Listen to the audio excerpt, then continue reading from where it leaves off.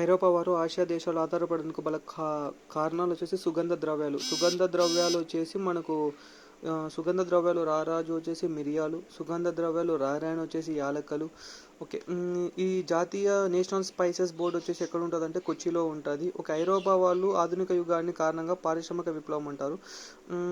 పారిశ్రామిక విప్లవం ఫలితంగా అభివృద్ధి చెందిన పరిశ్రమ వస్త్ర పరిశ్రమ, జౌళి పరిశ్రమ.